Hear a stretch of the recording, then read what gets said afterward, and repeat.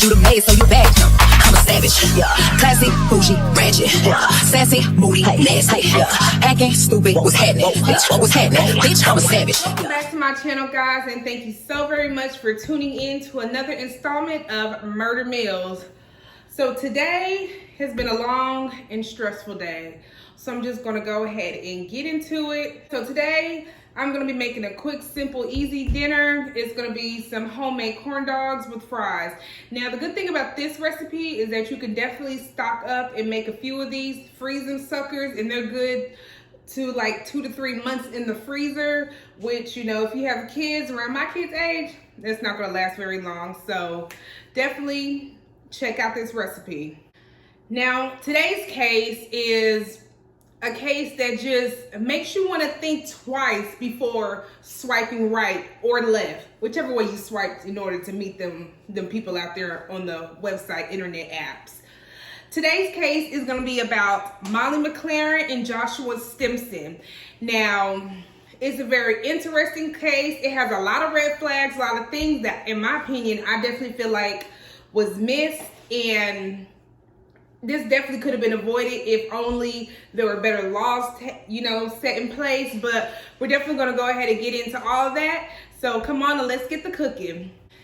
Now, with this case, there wasn't really a lot in regards to, you know, the victim or even the little criminal himself. So just gonna give you what the information I have. Now, the events of this case, it did take place on June 27, 2017. So this is a fairly recent case. Now, this did happen in the UK. Now, just some information about Molly McClaren. She actually was just an ordinary girl growing up. She went to Mayfield Grammar School in Gravesend, UK. Don't know where that's at. Now, at the time of the crime, she was only 23 years old. She was very young, unfortunately, you know, when this happened. Molly did struggle a bit growing up. She, you know, like most, you know, young adults, did have a struggle with anxiety. And unfortunately, she did also struggle with the eating disorder, you know, growing up. Now, it doesn't say how long and when, like, you know, the peak of the peak of the eating disorder happened, but we do know that she did eventually overcome, and, you know, she did have a handle on her eating disorder, which is really good. Now, she did go to Kent University, and that's actually in the North Kent, Datford. I hope I'm pronouncing that right. Now, she actually, due to, you know, her struggles that she had with her eating disorder, that actually did, you know, have her wanting to become a personal trainer and just focus everything on as far as mental health, you know, physical health, and just everything. Her parents originally did think, you know, this wasn't the best idea, just basically, it's kind of big. Cut this down. Just basically due to her struggles that she previously had, you know, with her eating disorders. But she just simply explained to them that, you know, due to her struggles that she actually had, that would make her the best person to assist in this, because she understood, you know, basically, you know, everything that went into the mindset of, you know, wanting to be healthy and fit, but I guess struggling with that, which definitely makes sense. On her spare time for money, she would walk dogs, which is so cute. I used to always want to walk dogs, but my patience, child. But she did walk dogs, and she also worked as a waitress at a local pub, which in America, it's a bar or a restaurant, I believe. I believe it's more of a bar. She was on the student netball team and also a student representative, which I'm assuming was like student council or some sort. So she was very active when it came to like her social life. And she also did run a blog. Now, unfortunately, I couldn't, and I don't know if I was one looking good enough, but I couldn't find any information in regards to said blog. But she did run a blog, just basically kind of just going over and talking about her struggles, her life, you know, just really giving out inspirational words. She was very positive, and that's basically like the basis of what her blog was about, you know, based off the research that I was doing. Molly, just like most, you know, young adults, she wanted, you know, to obviously find, you know, companionship. She never had a serious boyfriend, and she was really just kind of looking for someone, you know, to get that in love feeling or whatnot. So what did she do? Like most people did, or does do? Yeah. She went on Tinder. And you know how it be when you be on Tinder sometimes, child. You just be swiping. So she was swiping, just living her little life until one day she actually swiped. Is it right? Left? She swiped and liked a young man named Joshua Stimson. Now, let me give y'all a little info about your boy, Joshua. Now, Joshua, again, there wasn't much information about him. He grew up in Stoke-on-Trent, England. You don't know where that's at? And I don't know where that's at, I guess unless you're from there. He later moved to Woodham, which is near Rochester, England. He worked at a store called Window Plane. Old colleagues would, you know, when they actually described him in court, whenever everything went down, he had two versions of himself. I think this is enough fries. Beep. Again, so they would describe him as like basically two separate people. Some people would say that he was this charming, charismatic, open, upbeat person who stood out a mile whenever he first applied. Like he was just so upbeat and positive. But then others would definitely describe him as the complete opposite. Others would say that he was a depressed loner. He was a depressed, irrational loner, let's get that correct, who couldn't hold a conversation at all.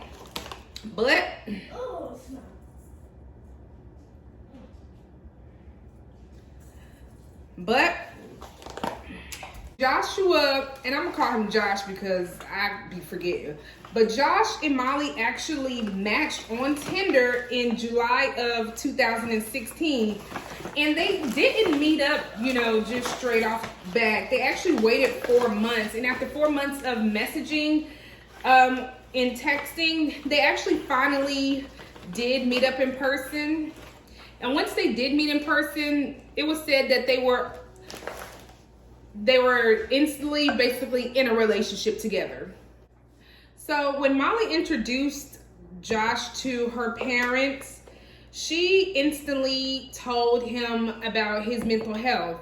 So Josh, and let me just say this, but I'm not trying to discredit anyone who's saying they have any type of mental health issues or whatever the case may be. I'm just telling you the facts of this case and what Josh, you know.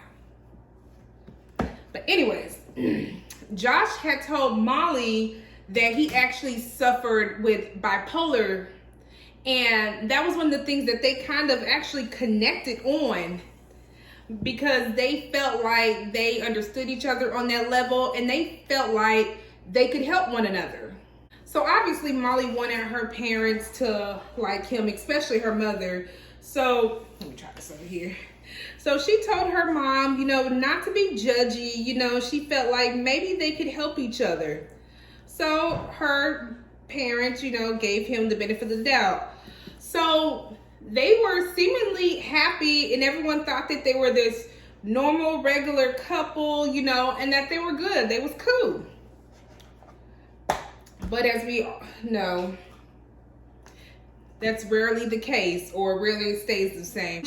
So when she introduced him to her friends and a classmate, they stated, you know, that he wasn't overly chatty or friendly. He was just kind of quiet. But she just let it go and accepted it because, you know, that was her her friend's man. You know how it be. You may not like him, but you know, it ain't none of your business, because you know that's her man. If that's what she want to do, she gonna do it. You know, mind yours. But she and some of Molly's other friends could just tell that he was controlling and possessive, and he would actually try to come in between. Can't get this open. He would try to come in between Molly and her friends and just try to get all up in their business. He would try to stop her from having alone time with her friends, and he wouldn't want her to actually go out without him. Child, that's the biggest red flag. And he would also, another red flag, he will also just talk about what she had on a lot. Just judging. I always got something to say. He would actually invite himself out with her and her friends when he was clearly not invited. When she was just trying to chill with her friends, he would just say that he's coming, and no one wanted him there. You know, they want to just be with their friend, not with him. Now, mind you, Molly was in school to be a personal trainer, so she had to take a lot of classes. So she had to study. He would try to prevent her from studying. He would actually just come over to the house unannounced and wait for her to answer the door, or just beg her to spend time with him while she was trying to study. Obviously, that'll make anyone start to feel a little bit suffocated, just like you all up on a sister, back up. And she was just starting to feel stressed by the relationship as a whole.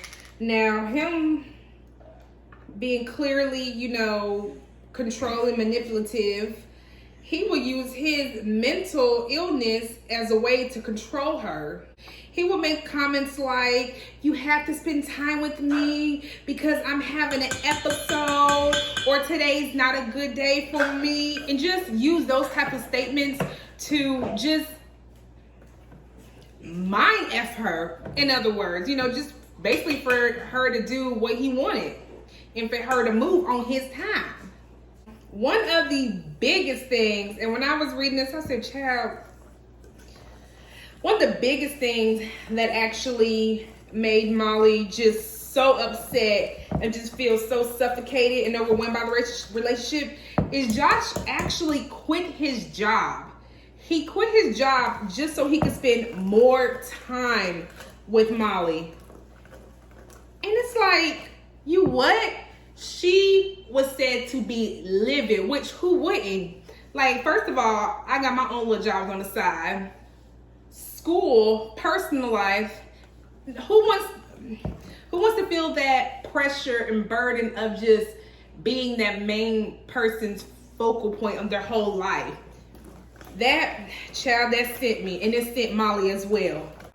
She actually did try to address his clingy and suffocating behavior with him. She actually texted him saying, we can't be with each other 24/7. I'm starting to feel like I'm under pressure. And that obviously led to a texting argument. And there was another correspondence where he actually had the nerve to tell her that it was unfair to him that he spent his Saturday sitting on her bed just waiting around for her. And her response was the same thing my response was. She said, I never said that you had to stay. I never told you you had to do any of that. And apparently they had this big old fight, words were said, and Molly said, nah, I'm done. And she broke up with him, as she should have. Now, Josh, he refused to take the breakup. He was blowing up her phone, child, begging and pleading for her to take him back, and just, you know, doing all the things that people like that tend to do. Typically false promises and lies, but you know. So obviously, you know, Molly, she eventually took him back. Her mother actually stated it was just easier. It was just easier for her to take him back than go through everything that she was going through with him. Molly actually did invite Joshua on a family trip. Now I was getting mixed reports on what this trip was actually for, whether it was a wedding, a family reunion, but either way, Molly invited Josh on this trip with her family. Now, it was said that Molly was just enjoying her time, living her life on the dance floor, dancing with her cousins, you know, doing nothing, you know, in particular. And Josh was just sitting there staring at her, just watching, being pissed off and grumpy and all that other stuff. Apparently, when they got back to the room, they was arguing. Molly actually had to call her mother down to their room. She actually told her mom that Josh was recording her in order to use things against her later. Kind of mess. And also at the same time, Molly was texting her friends back home. She was just saying that this was the worst thing to happen and for them to please help her. And she was also saying things like, she can't get into it right now, but this is horrible. She's just not having a good time. So when they got back home, you know, Molly was kind of over the relationship, but she didn't want to feel like she was abandoning Josh. So she was still in that thing. On July 17th, Molly had had enough. Molly had had enough. Her and her friends were actually out celebrating my friend's big achievement, from what I was under the impression of. But either way, they was out celebrating. And for whatever reason, who knows what and why, Josh got upset about something. And him and Molly got into this big fight just right then and there. And Molly couldn't take anymore. She couldn't take, and she broke up with him right then and there in public. Now, it's a little ruthless, but when you're tired, you're tired. And I think we can all agree that my girl should have been Audi 5. But Josh being Josh, he threw this big fit, and friends of Molly actually said this was the first time they've ever seen him just get so angry and aggressive. And apparently he stomped back over to the friends and said, "She's finished with me," which in English, well, over here, that basically said, she just broke up with me, y'all. She done. And, you know, just was pissed. Feelings a little butt. So a few days went by, and I guess Josh realized that Molly was really done this time, and I'm pretty sure he wasn't just too happy. So in order to get back at Molly, Josh started with the bull. He got on social media and just started harassing Molly, just ruthlessly. So Josh, he will go on social media and tag Molly and her friends and just say things such as, you know, that Molly was a liar, she was a cheater, and how she would, you know, be sleeping around with different people.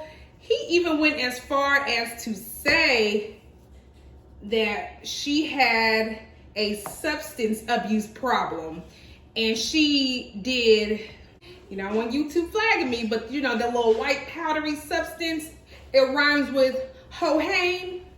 Now the posts were reported to Facebook and they were removed, but obviously people like that, you just can't trust them. Molly, understandably so, she was scared and she was shook and she was just stressed. She actually texted her friend saying that Josh had gotten nasty, and she was actually scared and she didn't know what he was going to do next and that he might hurt her. She stated that he knew that her parents were going out of town and she wasn't sure what he may do at that point.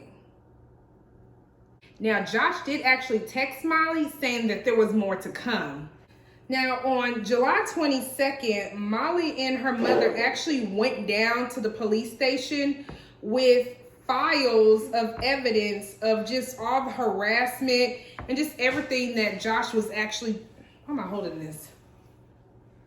Put it in. Pray for me. Actually, I should have got my sticks a little shorter. Just everything that Josh had been doing and just the things, you know, and the ways that he had been harassing Molly. Now, the police called Josh in order to issue him a warning. They actually called him up right there in front of Molly and her mother and put him on speakerphone.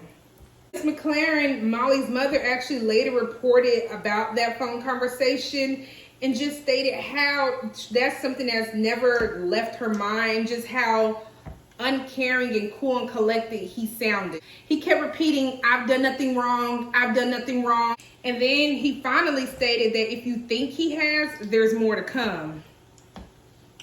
So he was basically saying, I haven't done anything, but if you think I've done anything, just wait and see. I had to break the stick off. I don't know if you can see it, because these sticks, I didn't realize that these ones were so long and they're not fitting into my, as you see.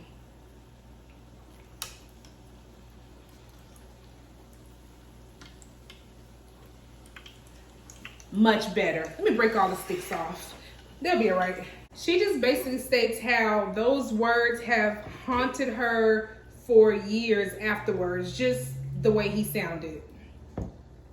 Now, Miss McClaren, she was actually so worried that she actually went ahead and proactively made pictures and printed out pictures of Josh and passed them out to neighbors and stated that, you know, if anyone were to ever see him in the area, for them to just simply, you know, let her know. During all of this, Molly was obviously trying to, you know, live her life as best she can.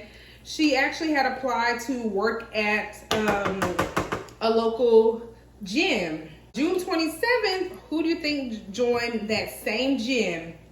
Josh. He joined the same gym that Molly had just started working at a few days prior. And then he was actually talked to by the police for a second time, just simply because, surprise, surprise, the online Facebook stuff, it wasn't stopping. He had picked it right back up. On that same day as him getting talked to by the police and him joining the gym, he actually got off work a little bit early, like around 5 o'clock. And when he did that, he went to a few local stores and he made a few purchases. He went to one store and he bought a knife. He made a purchase and bought a knife. He actually went to another store and he bought a pickaxe. On June 28th, now keep in mind at this point, Molly, all of her friends and family have now blocked Josh from all of their social media just because they didn't want any interaction with him. She actually also changed her name on social media just so he wouldn't be able to find her. So on the 28th of June, she actually posted on Instagram, "Ship and trade this evening," with a picture of her, but basically just indicating that her and her friends were about to go out. So Molly and her friends, they were just, you know, going out, doing what young people do. You know, sometimes we like to find reasons to go have a little drinky drink. It'd be like that. So they were at Ship and Trade, just minding their business, having a good old time. Well, then all of a sudden, who do you think walks in? Josh. And not only does he come up in there, he's not alone. He comes with a doggone date. So at this point, obviously, everyone is confused. They're trying to figure out how did he know where she was gonna be at, and just freaking out. Now, this actually came out, oh, my hands are dirty. This actually came out in court, but unbeknownst to Molly, Josh had actually, you know, enlisted some third-party help. It was actually another girl that he had matched with on Tinder, but he had never met her. He actually solicited her and got her involved to where he had her stalking Molly's social media and reporting the information back to him. So anytime Molly would go somewhere, do something, she would get the information and she would report it back to Josh. Now, I don't know what she was saying, what he was saying to her to make her do that, but You know, I was actually watching a documentary about it, and the way that they described this girl is that she was actually really proud. Now, I ain't gonna lie, me and my friends will brag, but like, yeah, I'm CIA, FBI, you can't hide nothing from me. But when it comes to the point of you using information to stalk someone, that's doing too much. Josh, once he sat down with his date, he actually got up and went over to the smoking section. And Molly was just confused because he don't even smoke. So after a while, they kind of looked at him and he was just sitting over there just staring at her. Creepy as hell. Molly texted her mom and kind of just told her mom what was going on. And her mom was just asking her questions about how would he know and this and the third. And obviously, this just ruined Molly's poor little old night. And she opted to go home, as who wouldn't at this point, you know? The timeline of June 29th is just one of the craziest things that I have ever seen. So at 10:06 a.m., Molly actually arrived at Dockside Retail Outlet so she could do a workout at Pure Gym. Now at 10:25 a.m., who do you think also showed up to do a workout? Josh.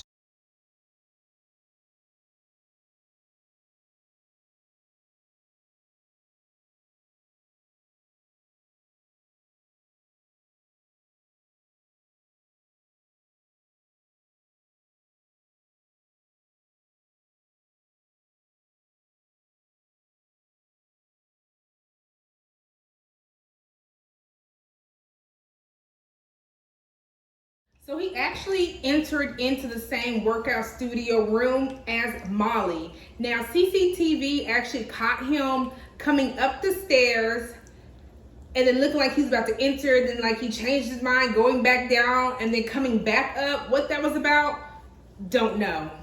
So he comes in there and he actually has the nerve to place his workout mat right next to Molly. And at that point, Molly was done. Like, that's crazy. Now at 10:45 a.m., Molly actually texted her mom saying, Mom, he's showed up here and he's actually working out next to me, just to kind of sum up what the text said. Now she did actually confront Josh, went up to him saying, so are you following me? And obviously it's never really just been revealed on what he said to her or whatever the case may be, but she definitely approached him and wasn't backing down and just kind of asked him basically WTF.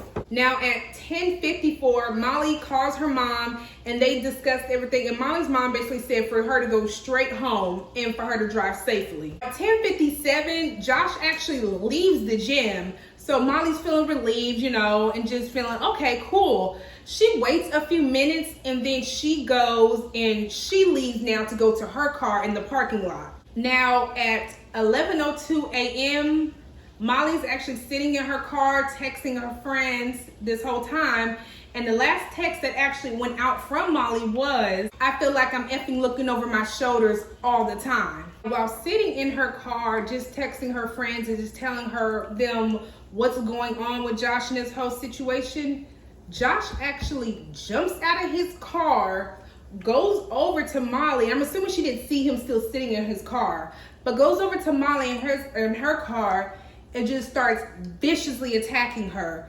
He actually slit her throat with the pickaxe and then started stabbing her multiple times, like just crazy, in the parking lot with multiple people walking around, multiple witnesses just attacking this poor girl. At 11:03, witnesses did dial 999. That's their version of 911, and they called the police. Now there was actually a courageous bystander who wasn't just sitting by and watching.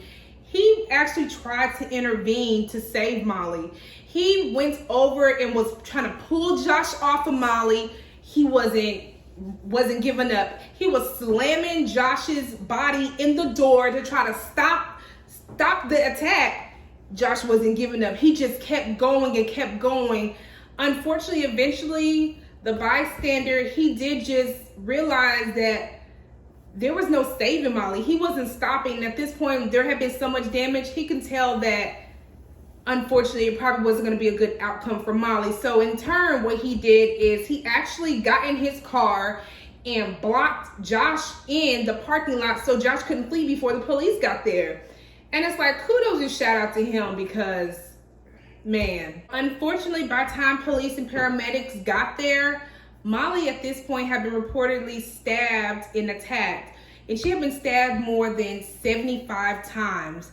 That is a lot of power, effort, energy, rage, just everything. 75 times? That's a lot. And unfortunately, she was pronounced dead at the scene, and Josh was immediately taken into custody, arrested. He didn't try to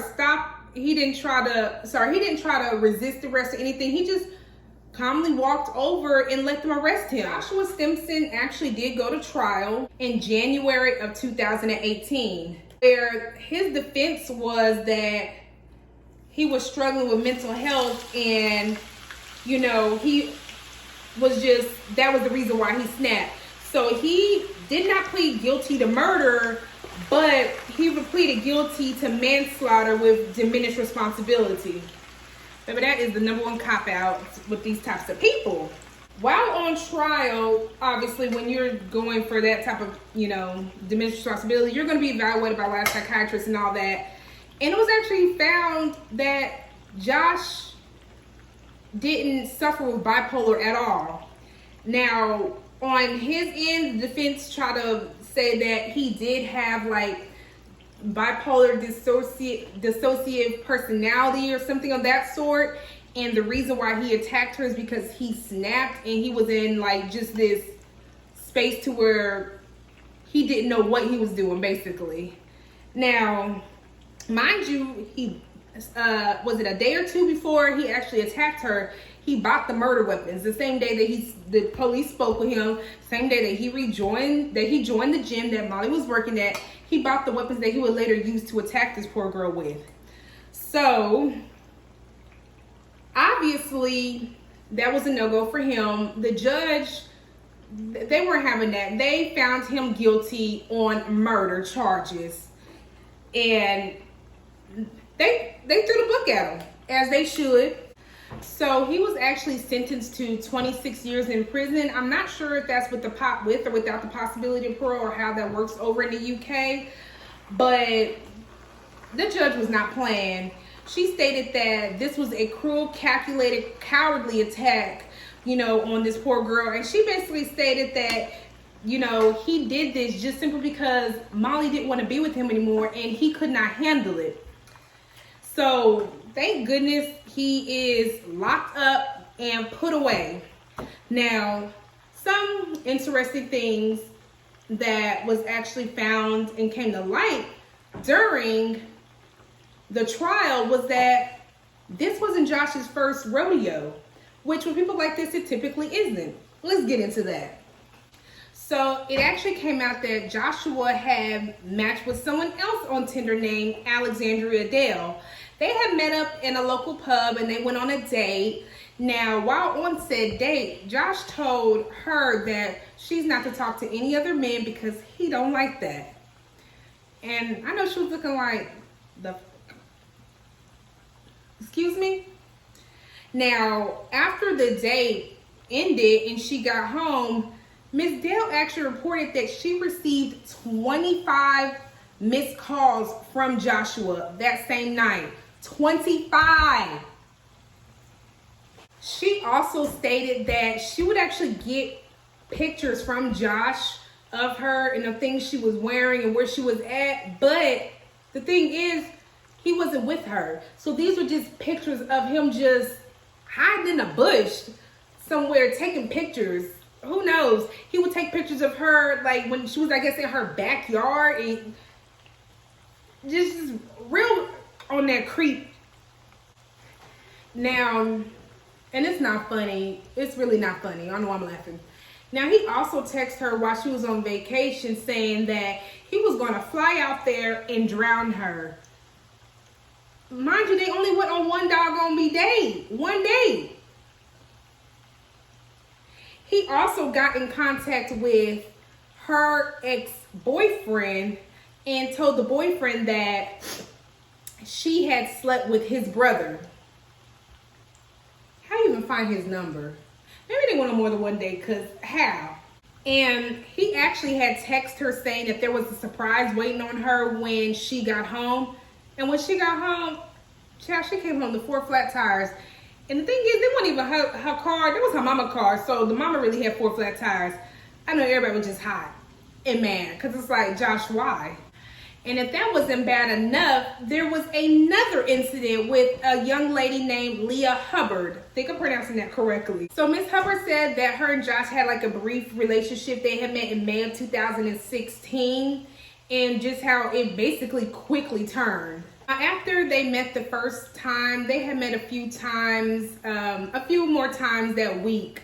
Now, she had actually told Josh that she had to go to a Hindu, and she actually told prosecutors in court that he did tell her that she isn't to speak to any guys, and he was just questioning her in regards to that. And then he also got mad at her because she said that she had to go visit her granny for her grandmother's birthday. He got upset about that. He actually started repeatedly calling and texting her, just blowing the poor girl up, child, stressing her, making her lose her edges. So obviously at that point, several red flags was giving. So she said, nah, I'm good. She ended it. Now, she claimed at that point, he just lost all of his senses. He actually showed up to her home at 2 a.m. saying that he had been abandoned by his friends in town, and he needed to come in and charge his phone. It's given very much so Joanna Man. If you know, you know. She said that she let him in and she allowed him to charge his phone. Now, once that phone was done charging, she said that she told him that he needed to go. But he bursted into tears, which may I add, reportedly was something that he did quite a lot. He apparently would just get so emotional and he would just start crying. His coworkers report how he did that at work, and just other people would just say that he was just so emotional, he couldn't handle his emotions. So he started bursting into tears, crying, so she opted and let him stay. In the morning when it was time to go, she basically warned him that if he ever showed up to her house again like that, she was calling the police, as she should have the same night. But oh, Josh, he wasn't done. It was reported that he just seemed to be everywhere and show up everywhere where she was at. And on one occasion, he showed up to a bar where she was at, and this fool had the nerve to spit a drink in her face. He spit a drink in her face. Child, I would have lost it. But then he waited for her for hours. He waited outside because he got thrown out. He waited for her for hours to come outside to try to talk to her. Boy, did you just throw a whole spit a whole drink in my face? I'm pressing charges. There's gotta be some type of assault. Let it have been in this here COVID age. Period. So just with those accusations, and mind you, these women actually did go to the police, but they were told that these weren't cases to where they can really put in any type of, I guess, they didn't really document it. Now, had it been documented, then maybe whenever Molly and her mother went to the police, they would have some type of record indication that, hey, this guy is actually dangerous. You know, we need to look out for him other than giving him a doggone phone call. If I remember it, Molly's parents actually did start a foundation for her in order to help, you know, women and even men, just people in general, transition. I'm going to go ahead and link the information in regards to the foundation below, so you can definitely, you know, try to give back and help. They just wanted to make sure that this wasn't how she was remembered. They wanted to make sure that her name was remembered and attached to a good cause. She really cared about helping people, you know, as far as their mental health, you know, their physical and body health. So her foundation is geared towards, you know, helping people transition when it comes to like having eating disorders and those types of things. But, you know, Other than that, that's all I have for today's case. Definitely thank you so very much for tuning in, and go ahead and like and subscribe and share this video, and definitely come back for more content and more videos. And thank you so much for watching another episode of Murder Meals.